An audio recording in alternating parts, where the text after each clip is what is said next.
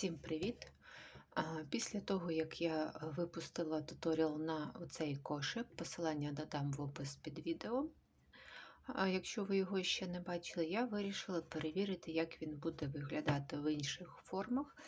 Бо колись я робила експеримент з таким мопсом. На нього туторіал теж є, теж додам в описі, але туторіал на цей кошик він без голосу. Там треба буде просто дивитися, що і як робити. Тому, можливо, спочатку краще подивитися оцей. Там пояснено, як робити, як закривати ряд без шва, як робити стінки без шва, а потім уже, якщо хочете, переходити до мопса. Бо там в туторіалі про мопса пояснення голосом немає, є тільки напис, скільки де набирати петель і які робити стовпчики.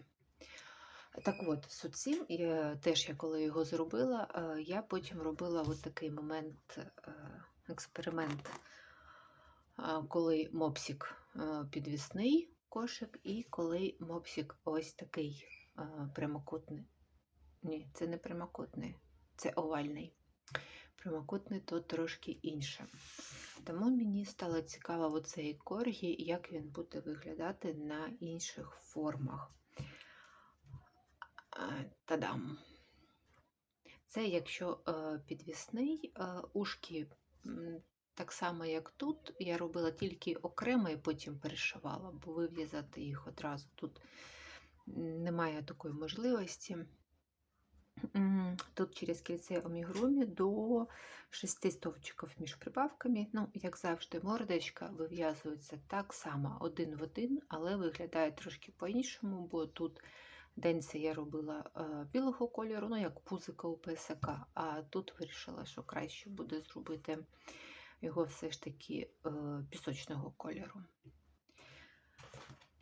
Для порівняння вони повністю однаковий розмір, за однаковою схемою зроблені, ну, окрім мордочок, звісно, бо мордочки дуже різні у цих тваринок.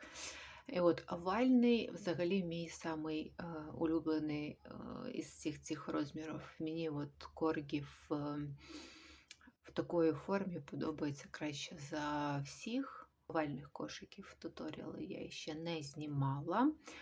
А для таких підвісних я знімала, здається, там Майк Вазовський був. Але я не впевнена, що там такі самі стінки, я перевірю. Якщо нема, то зробимо якогось такого підвісного кошика.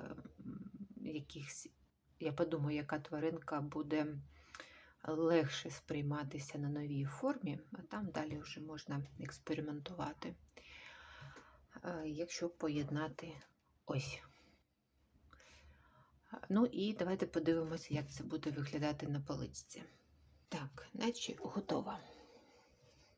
Так, маленький круглий квіточка, бо це починалося так. Саме перший такий кошик я в'язала саме, щоб поставити в нього маленьку квітку, але та квітка вже, вона жива була, ну справжня, настояща. І вона вже вирісла, тому я вирішила взяти штучну, щоб зафіксувати розмір, так сказати, назавжди. Так, і це якщо ми зробимо таким чином. Трошки закриваємо мордашку, приберемо. Це якщо повністю коргі поставити, ну і так, для цікавості. Якщо у когось декілька песиків і хочеться їх зв'язати декілька. До речі, які ще породи, може, ви мені підкажете, цікаво було б зв'язати в формі кошика, бо я поки що не знаю. У мене є декілька ідей, може добермана зробити, але він повністю чорний, і я не знаю, наскільки це буде цікаво і наскільки це буде гарно взагалі видно. Може, якусь іншу. Так, мені здається, краще. Тому, якщо є ідеї, яких собачок ще в'язати, пишіть, будемо робити, або я щось вигадаю коли-небудь. Всім па-па!